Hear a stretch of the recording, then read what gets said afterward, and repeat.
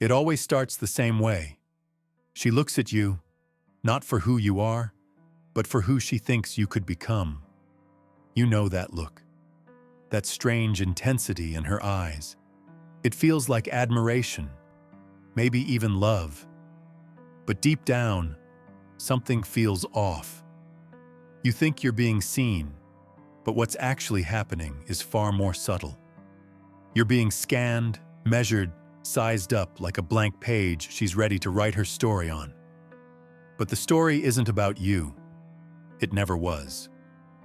Carl Jung warned us about this, not with feel-good quotes or soft encouragement, but with the sharp precision of a man who spent his entire life examining the deepest parts of the human soul. Jung didn't look away from the uncomfortable truths. He named them. And one of the most disturbing truths he uncovered: women don't fall in love with men. They fall in love with the idea of men, the version they've created in their own minds. And most of the time, they don't even realize they're doing it. You think she's choosing you, but she's really choosing the projection. A fantasy, a scripted role in her private drama, and the second you stop playing your part, she won't rewrite the story. She'll just recast the actor. Jung had a name for this: the animus, the inner masculine image that lives inside every woman. When that animus is immature, unchecked, or distorted, it becomes dangerous. It becomes a tyrant inside her psyche. It's the force that makes women idolize the bad boy and overlook the good man. It's what drives them to argue without logic, to dominate without wisdom, to criticize without self-reflection. He didn't say this to demonize women. He said it to warn both men and women. Because once the animus takes over, the woman isn't operating from her true self anymore. She's acting from something unconscious, something shadowy, a voice that pretends to be her own, but isn't. And men? We fall for it, because nobody ever taught us to see it. We confuse attention with understanding. We think being wanted means being valued. So when she says you're different, we believe her. When in truth, we're just the next man cast in the same role she's been imagining since she was a little girl. And when we fail to live up to that fantasy, when reality shows up, we're left wondering what we did wrong. But you didn't do anything wrong. You just stopped being the illusion. The only way out of this psychological trap, Jung said, is through individuation, the lifelong process of becoming whole on your own terms, not based on someone else's fantasy, not shaped by society's expectations, but forged in solitude, in truth, in brutal self-awareness. Most men never start this journey because we've been conditioned to seek validation, to win approval, to define ourselves through how women see us. And as long as you keep doing that, you'll keep getting replaced. Over and over, every time you fail to match the role she's written in her mind. Individuation isn't sexy. It's not about leveling up or becoming some high-value male overnight. It's painful. It means facing the parts of yourself you've buried, the weak, the ashamed, the insecure. It means owning every piece of you, not just the polished ones. And it means no longer blaming women for not seeing you. Because the truth is, you never saw yourself either. Jung knew this. You don't become a man because someone chooses you. You become a man when you choose yourself. You don't earn your worth through her affection. You earn it through your own integrity, your own solitude, your own fire. And once a man walks through his unconscious, once he stares down his shadows, he can't be seduced by someone else's illusion. He's not a puppet anymore. He's not here to play a role. He becomes the author of his own reality. Jung saw the modern man's greatest tragedy wasn't rejection, it was self-betrayal. the willingness to mold himself into whatever shape he thinks will be accepted. You call it compromise. You call it partnership. You call it love. But Jung called it what it really is: abandonment of the self. He warned that a man who doesn't face his inner world will become a slave to her projection, bending, twisting, pleasing, until he forgets who he was before he put the mask on. And here's the kicker: she feels that. She might not be able to name it, but she senses it. She knows when you're faking it. And ironically, the very things you think will make her love you, being agreeable, predictable, always available, those are the same things that make her lose respect for you. Because the feminine doesn't long for comfort. It craves mystery. It's drawn to a man it can't define. Not because he's playing games, but because he's real, rooted, boundaried, whole. The moment you become too easy to read, too easy to access, too eager to please, you stop being desirable. You start being replaceable. But here's the paradox that keeps most men trapped. You fear being alone more than you fear being inauthentic. You'd rather lose yourself than lose her. You'd rather keep acting than risk the silence of solitude. Jung taught that until a man faces that silence, he'll never be free, because individuation requires death. Not physical death, but ego death, the death of the false self, the roles, the masks, the need to be liked. You have to let that version of you burn. And here's what nobody tells you. It's lonely, terrifyingly lonely, because once you start seeing clearly, you can't unsee it. You'll start noticing how much of life is just people wearing masks, playing roles, protecting themselves from the truth. You'll try to speak that truth, and they'll push back. Call you cold, call you arrogant, call you the problem. But you're not the problem. You're the mirror. And people hate the mirror when it shows them something they're not ready to face. Jung worked with people who ran from their shadows their entire lives. People who built entire personalities around denial. And when it came to women, he warned that many cultures raise them to believe they don't need to confront their shadows. They're told they're already intuitive, already emotional, already whole. But Jung didn't buy it. He said the biggest threat to a woman's growth was her unconscious animus, the voice in her mind that tells her she's always right, always justified, always morally superior.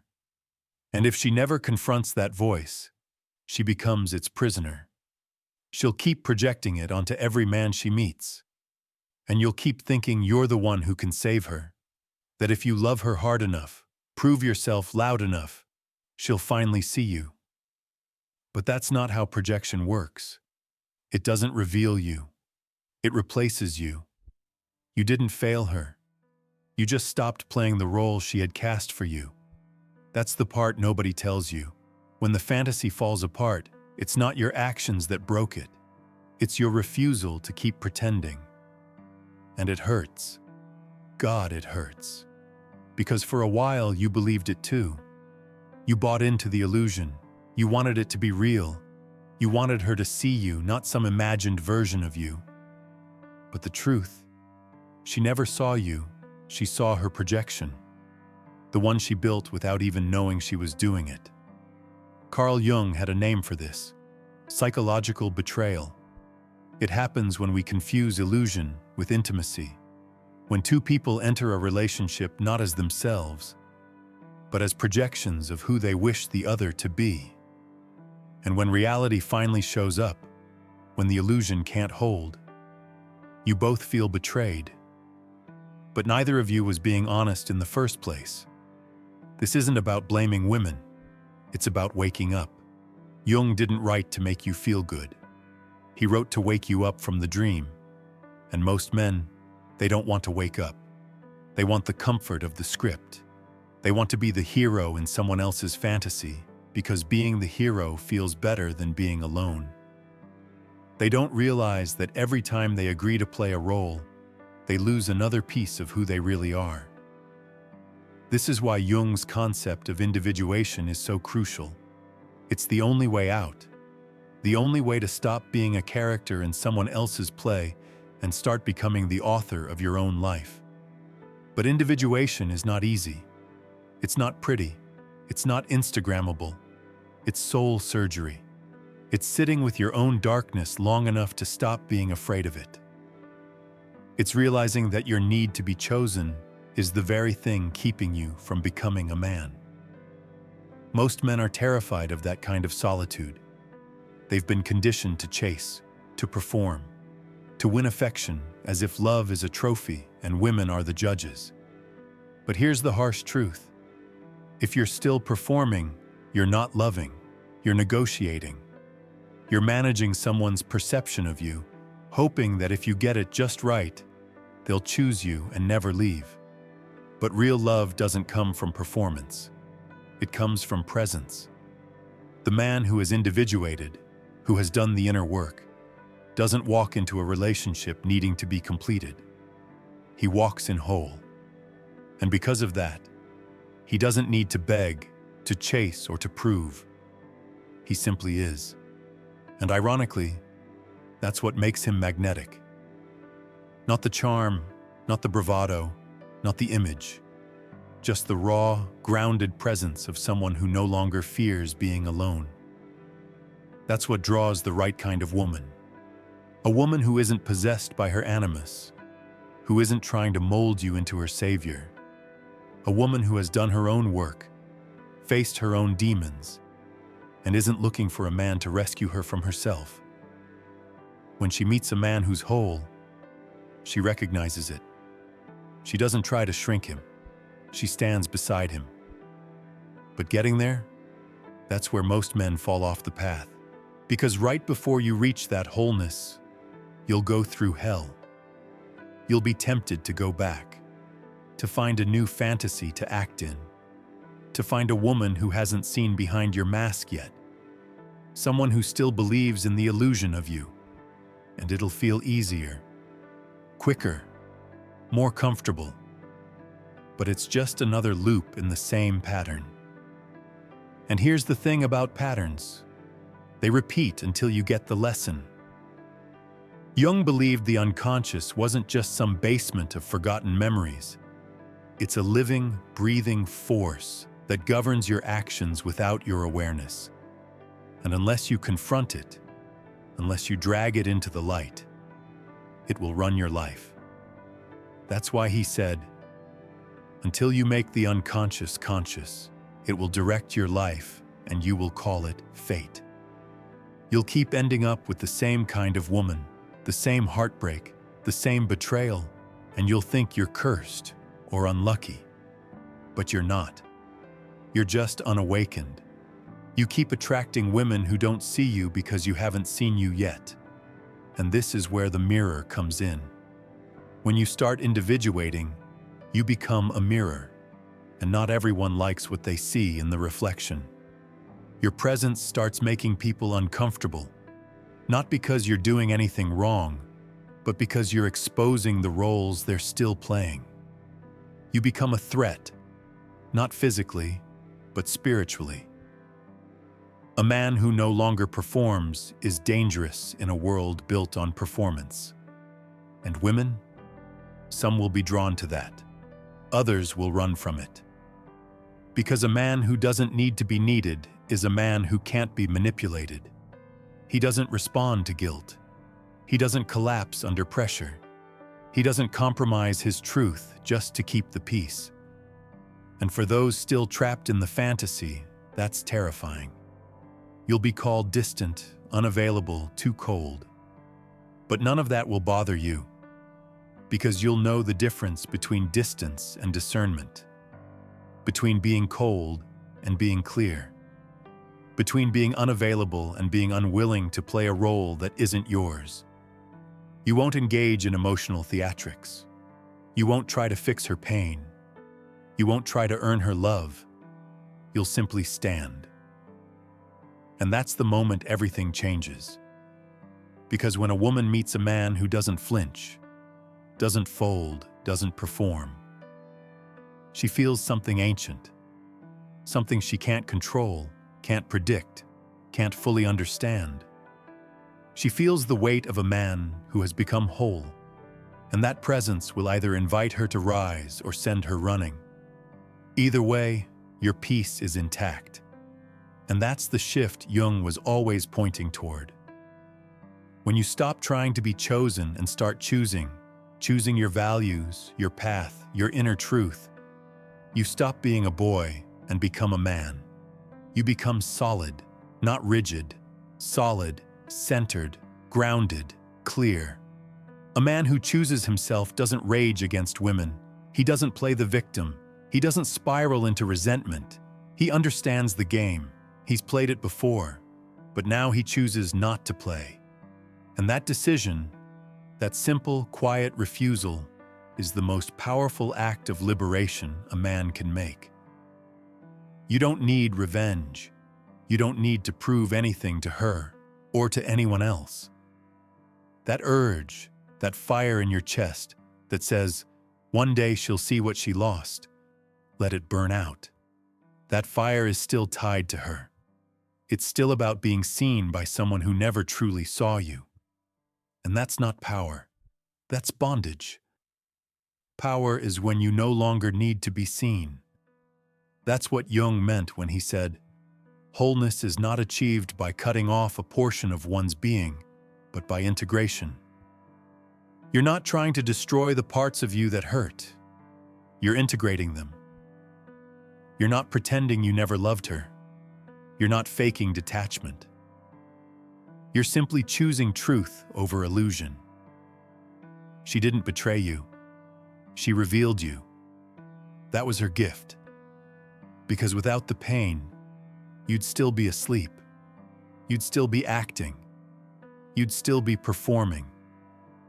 But now, you've seen behind the curtain. You've seen what happens when you hand someone else the pen and let them write your character. And now you're taking the pen back. You're rewriting the story, not with bitterness, but with clarity. You see, most men try to fix heartbreak with distraction, with hustle, with new women, with dopamine hits dressed up as healing. But the man who truly transcends heartbreak, the one who truly rises, is the one who stops running. The one who sits in the fire long enough to let it change him. The one who learns to suffer with intention. That man doesn't emerge scarred. He emerges forged. Because grief, when faced directly, doesn't make you weaker. It initiates you. It cuts away the illusions, the fantasies, the dependencies, the stories you inherited from childhood about what love should look like. And what you're left with is reality. Raw, unfiltered, clear. That's when the shift happens. You start to see her not as the villain, but as the mirror.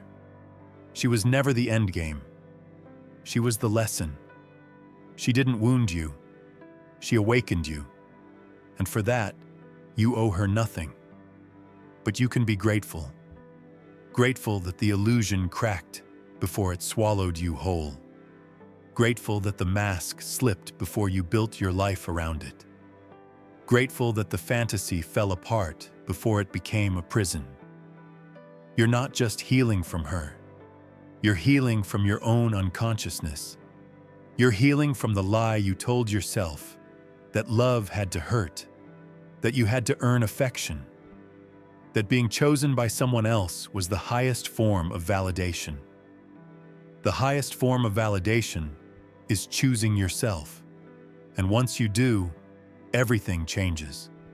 You stop auditioning. You stop explaining. You stop bending yourself into a shape that fits her story. And the women who come after, they feel it. They either rise to meet your presence, or they fall away. But either way, you remain. You don't chase alignment, you embody it, and what you embody, you attract. Not through force, not through game, not through tactics or tricks or alpha posturing.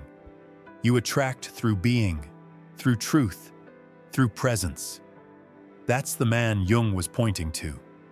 Not the inflated ego, not the broken victim, but the integrated self, the one who has faced his shadow and made peace with it, the one who no longer fears rejection because he no longer depends on acceptance, the one who has walked through the fire and come out gold. You're not healing so you can get her back. You're healing so you never lose yourself again. This is the death of the nice guy, the people pleaser, the chameleon, the emotional contortionist who twists and bends and breaks just to be liked. He served his purpose. He got you through the early years, but he cannot follow you into the next chapter. Because the next chapter is about sovereignty. And sovereignty means you own yourself fully. Your choices, your pain, your path, your power. You no longer collapse when someone withdraws love. You no longer edit yourself to avoid conflict. You no longer pretend to be less so someone else can feel more. You stand. And standing doesn't mean you don't feel. It means your feelings no longer control you. It means you have space between the trigger and the response. It means you can hold your own pain without needing to offload it onto someone else. That's real masculinity. Not domination, not control, integration. And yes, it will cost you. It will cost you relationships that were built on illusion, friendships that were based on mutual weakness, habits that kept you numb, stories that kept you small. But what you gain is your life. You gain your peace. You gain your edge. You gain your clarity, your fire, your stillness, your discernment. You stop settling for women who only want you when you're wounded. You stop giving your time to those who only love you when you're soft and compliant. You stop apologizing for your standards. You stop playing small to keep the peace. You stop betraying yourself to be chosen. You finally choose yourself. That's the real glow-up. Not the gym selfies, not the tailored suits, not the forced smiles on Instagram. The real glow-up is invisible. It's in the way you sit with yourself in silence, the way you respond when your old patterns whisper in your ear, the way you don't reach for her number when the loneliness hits. It's in your presence.